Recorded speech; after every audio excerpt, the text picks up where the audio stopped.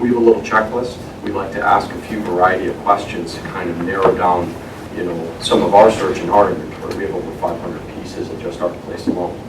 But I'm getting ahead of myself here. I did want to talk a little bit about where Colton has come from.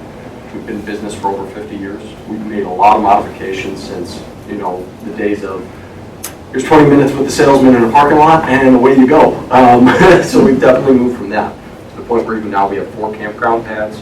You get a full tutorial. There's water hookups, electric hookups. So we actually encourage our customers to spend a couple of nights with us before they go on their first trip. This way, if you do have questions next morning, we can help you.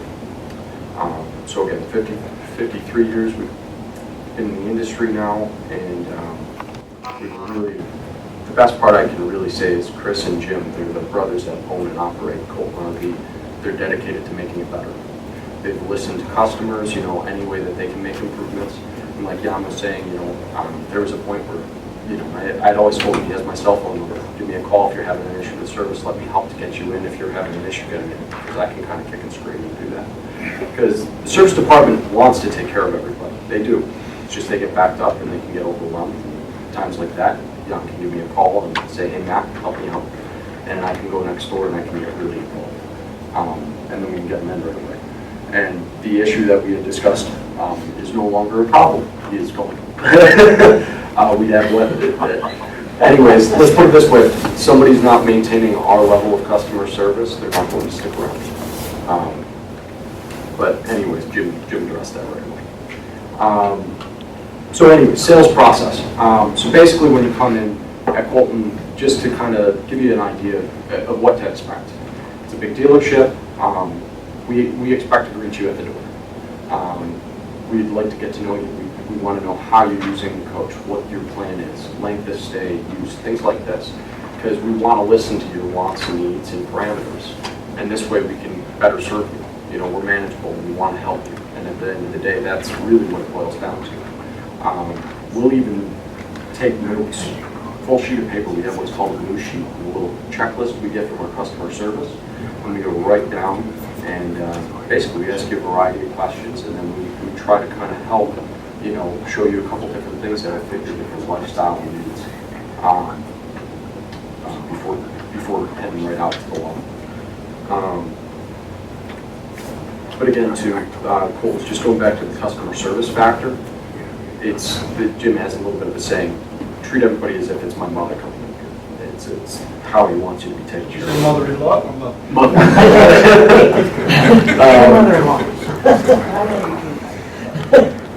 And the other thing is we like to be predictable. We want you to know what we're trying to do to help you out. And that really removes a lot of the anxiety in the purchasing process. Because here's the thing, you're on your timeline and nobody wants to pressure you one way or the other. Of course they're going to ask you for the sale at some point in the job. That's our job description. We have to ask. But at the same time, we understand too, these are not just split-second decisions. You're buying a second home.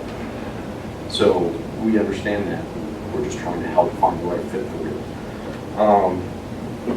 I did want to address a couple of things that you had mentioned in terms of mountains and different uses. And a big question we get, well, why do we want to go gas and why do we want to go diesel? And it comes to a point of there is a price involved. Diesel does cost more. But at the same time, how are you using it? If you're using it for a month and then it's going to sit forever, even if you say, yeah, I want to buy the diesel, it may not be the best way to go. I mean, yeah, we'd love to sell a diesel motorhome, but at the same time, diesels don't like to just sit. They like to be driven, and they will develop an issue. A nice little gas coach with some higher-end features might just fit the bill. So again, too, there's some different things to take into consideration there. But going up and down mountains, diesel will handle it better. It'll go a lot smoother.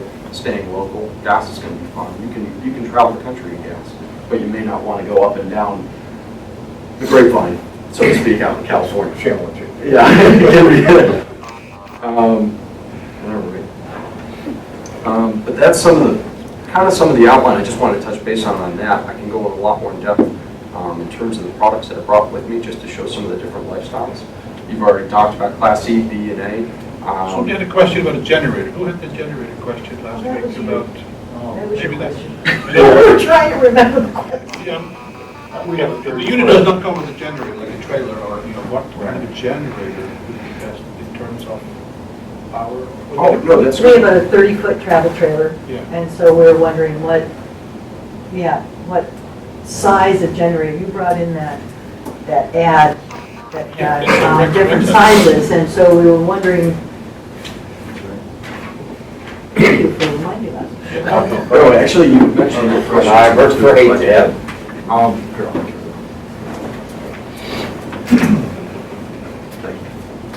So, are you on, your unit's 30 feet long? 50 amp? Passport league, we bought it. Oh, nice. 30 amp service then, right? Yeah. Correct. Something along the lines of anything that's running at about, you want at minimum like a 3,800 to a 4,000 kilowatt in that range. Watts, Generator. not kilowatts. Oh, yeah, watts. Yeah, that would be a lot. I'm thinking of like a 3.8 kilowatt. 3,800 watts, my apologies.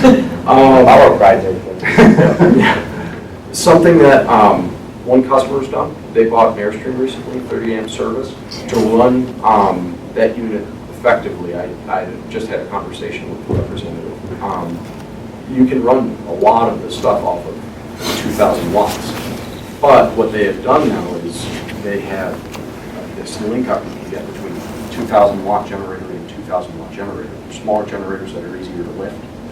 So if you have a factory pickup truck or something along those lines, you can actually get them in there. You can sync them up. You get 4,000 watts when you need them to fire up that AC. Yeah, because that initial amp draw is why you need the extra watts. But when you don't need the air conditioning, windows open, you may only need the 2,000 watts, so that you can run it off the one. There's a couple different, that would be my recommendation for any unit that's about 30 amp service. You go to 50 amp, you're gonna need more power. You're going to see that some of the units we're looking at, because I took a look this morning, have already been wired for solar, which is really No need. Another question I had was, when we were buying our trailer, and being online, different layouts and things, they had East Coast and West Coast versions of the different layouts, and that kind of puzzled me. Why? It's a really good question. True across the industry? To be honest, I really don't know. I've asked my reps about it, and I don't know if it's just a prevalency in the market, saying this layout does better over here and it tanked in the East Coast. It could be something along those lines, but that's me taking your best guess at it. But you'll also see different, that being said though, in terms of layouts, different motorhomes in the Northeast versus out west and everywhere else kind of have I'd say a larger sales market. record or something? Yeah, like in California, B vans are off the chart. What are? B vans. B vans. Yeah, like the little sprinters with the Mercedes or even the Dodge. Yeah. But anyways, I know I kind of did a brief go over kind of based on what was going on. Oh, what if something goes wrong? That was a really good question. It never happens. No, good. That's great. So one thing I did want to touch on, what we offer, Good Sam's is a great program. We also offer CoachNet. CoachNet, you can get it's 24/7, 7 days a week, roadside assistance to help with things like that. And you were absolutely right. Just to reaffirm, you never want to change road tire. You really don't. They half the time they don't even want to put a spare on a motorhome just because they're worried that some customer is going to try to change it and it's going to be a catastrophe. So And the weight. yeah, Oh, yeah. That's right. The only room in your storage bay where you could have beer or wine or something. The other thing about repairs, and I think Matt is going to like me saying this, but don't go back to the dealer for every single little thing that needs, attention. If it's not an emergency, live with it for a while, okay? And let these things kind of, 4 or 5 things, and then make the appointment. And the dealer's going to be much more appreciative of that too. Like I said, these units are built at a point, or the usage is such that, this little strip might come up the window and this little thing might come loose. Just, live with it for a little while. And then let them, and then make the appointments. I got a couple of things that need attention. when can I schedule an appointment? Instead of going back like every 2 weeks or calling every 2 weeks for a little thing that really can wait. Now, the emergency things, the important things, of course, need attention. No question about this. But I think you'll develop a much more, a much better, and much, relationship with your dealer. It's a two-way street. So, nobody looks at me like you believe me, but I think it's important. It's good advice. It's important advice. And then the other thing in closing, because we're going to take a wonderful walk to the parking lot. Remember, when you buy one of these units and you bring it home and it sits on your driveway, and the next day you look out your window, you go, what the heck did I just do? Did I just make the biggest mistake of my life? So remember, you're not buying an RV.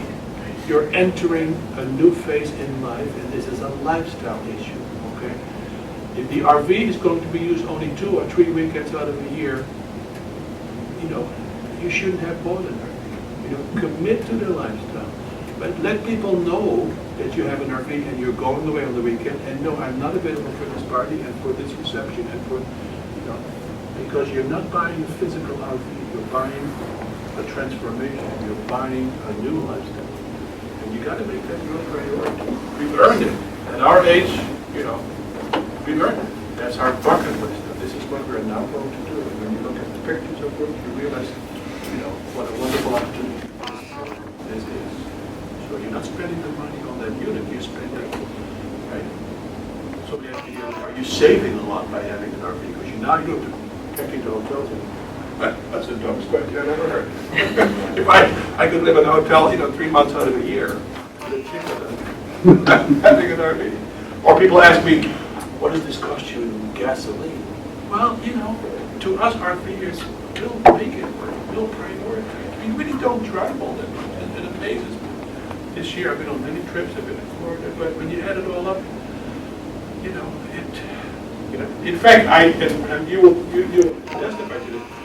When we lived in Florida for 3 months, despite all the money we paid, and it wasn't all that much for rental, and we actually lived cheaper than when we were home. Because it's really is true. Sometimes on the road, it's a lot cheaper than living at home. Yeah. One of the nice things, our pattern, and I think they mentioned in Heels on Wheels book, is that we would once a week move the RV a couple hundred miles. And then we would explore the area in our Honda Accord, which gives very good gas mileage. So it's not like every day you're driving, this big RV. I mean, you don't want to drive a big RV every day, let you deliver them for a living, so, Except when you don't drive it for a couple of weeks, you miss it, right?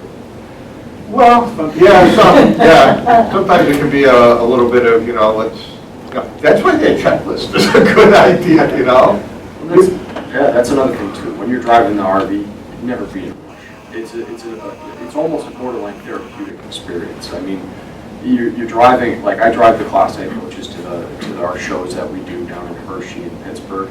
And if it's a beautiful day out, you're sitting up there, you get the big panoramic view. It's therapy. It really is. You're driving Never down be on a schedule. You never want to be someplace by a certain time. That's when you make the mistake. Typical RV Class C or Class A. This is what we consider a Class B type, or maybe even a B+. What kind of changes it up is the more aerodynamic front cap. It's a fully open front cap. And what you're noticing about that comparing with others is that there's no seam in the front. That's one of the things that'll protect the longevity. Fewer seams mean less chance for water to get in. Now, our seams up front, terrible. Not necessarily if we make them like that forever. However, it's just more maintenance. You got to keep up on it. And as Jan will tell you, you do have to maintain it properly. All right. So we can start by the doorway if that's okay with you. We'll work our way around. As we go, if you have questions, please let me know so we got the moment to shot.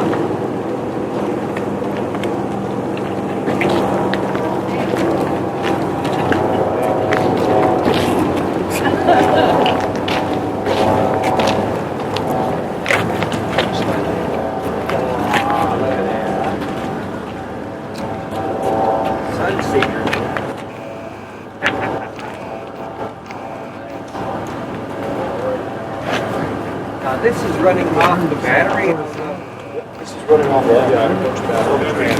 Two panels. Yeah, you're gonna have a chassis battery, and then you're gonna also have a house battery.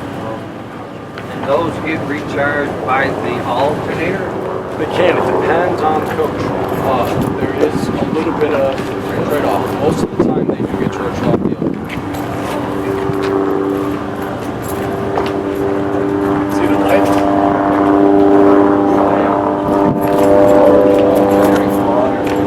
So just to kind of...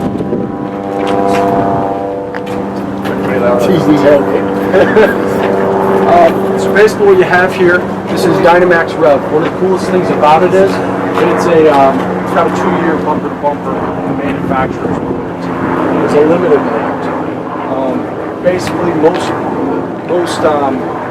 products have a 1-year tip-to-tail, and then of course you're going to have a chassis warranty. You'll have a separate roof warranty. Different components will have a couple of features on this one. This is going to kind of curtail to the needs of somebody who's going to, I'm going to make a weekend jaunt here, I'm going to stay a week over here, I'm going to go to the stadium and hang out for a little bit.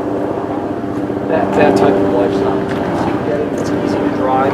Handles very similarly to a van. In fact, it uses an engine that's not typical in the RV industry. It uses a Pentastar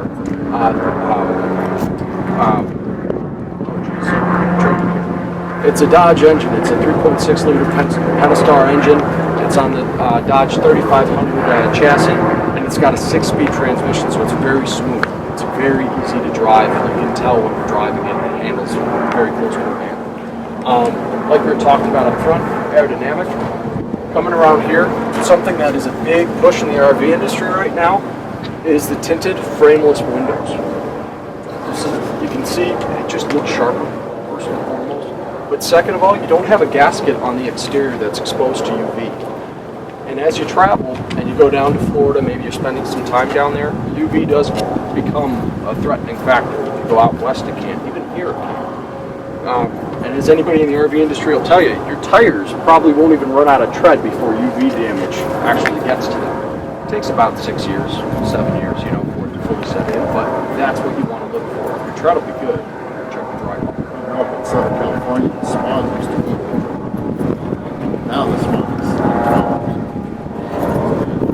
Yeah, man, if we were parked in a campground for a month or more, we would put the covers over the wheels to protect them. Yep, and you should. It's good maintenance. Down here you can actually see the 2 house batteries that they've used to function here. Hard to get to it easily, the straps. You want to be able to have it unit serviced, basically, just makes it serviceable. Remember what we talked about, as long as those are charged, the motor will not freeze in those batteries. So when you store a unit at home, keep it plugged in, be careful to check the water level in these batteries. And if you smell something around the unit that smells like really bad, chances are it's your battery that's doing something that you need to check. Okay, if you park this near your house or at home, then you just keep it plugged in and shore of power. There's a special adapter that allows you to let you work with a 30 amp well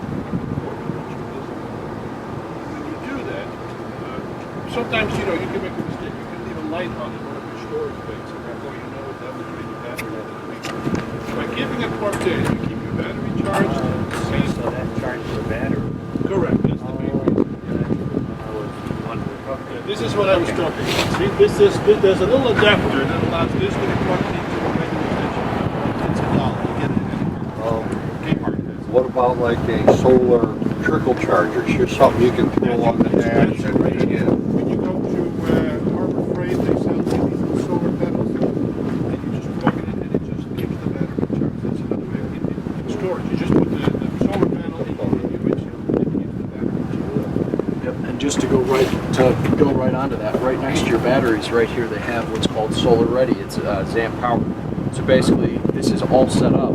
You do need to buy the actual charger for it, but it's pre-wired for solar charging. So, yep, and it's right next to the battery compartment. This needs a lot of maintenance. Your steps. You need to keep that lubricated. That gets all the dust and the salt. So at least once a month, I do it on a regular basis.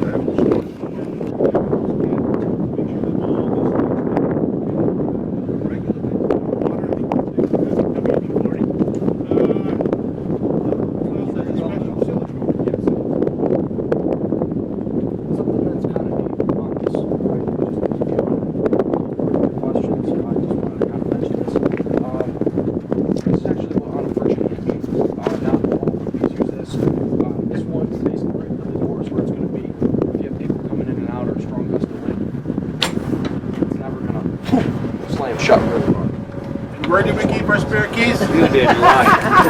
Hunter didn't like the keys. Unlocked box. I told him, never keep your spare key inside. This is a nice feature.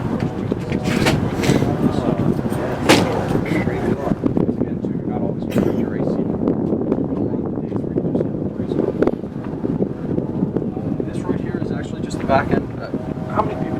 Some people here own RVs. How many do not? This is the first time. I just want to make sure. Make sure you guys want to hear about. This is just the back end of the fridge, and you'll see this little force spout right here. This is just for condensation. So basically, you can drain it out. It won't puddle up inside. Water's kind of the enemy. To a certain extent, it is. So you want to keep as much of that condensation coming outside as possible. You do have some lights underneath, but something that's really neat about this, you do have exterior speakers. They will link right up to the radio inside. So maybe the grandkids want to come with you or something along those lines. They're inside sleeping for the evening, and you're outside by the fire. You can actually, there's two different zones. You can shut off the inside, keep the outside on, which is really nice. On this one, there's actually Bluetooth. So right from your cell phone, you can pick it up directly. Play your favorite songs. But coming right along, we have GFI outlet on the exterior, anything that you want to plug in. And over here, just exterior storage. You know, it's got enough room to store chairs, easy access. You get out, you want to just stop someplace, you see an idyllic spot, grab your chair, set up, have lunch. Your top end up here is for your stove? Well, actually, that's the top portion of the fridge. Really? Yeah. Because you have fridge and freezer. And then actually there's this one has a convection microwave. Convection is actually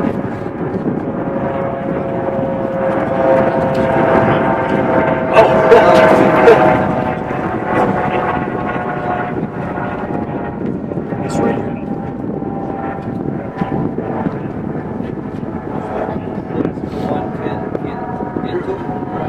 Very good question, actually, because this is going back to the inverter question you asked. If you have 110 power coming out of the unit, so your generator is on or you're plugged in, this is a GFI outlet. So you can get 110 out of it as long as you're plugged in or the generator's running. Now, in certain different coaches, you have an inverter. So an inverter is basically going to say, I think,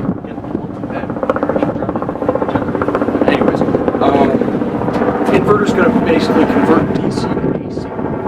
So it's going to take your battery power and it's going to make it so you can use a residential fridge with 10 outlets. And they'll be marked. They'll be labeled to say, hey, this is actually inverter friendly. If you're plugging in devices, you can put it on this. How long will that? As long as your battery's full. And in this case, as long as if your alternator charges your house batteries and you're going down the road, because a lot of people want to know, can I watch TV while I go down the road? As long as the house batteries are charged, which if your alternator is charging your house batteries, you'll be good. A lot of these TVs work on 12 volt, so that's really a neat feature when you go down.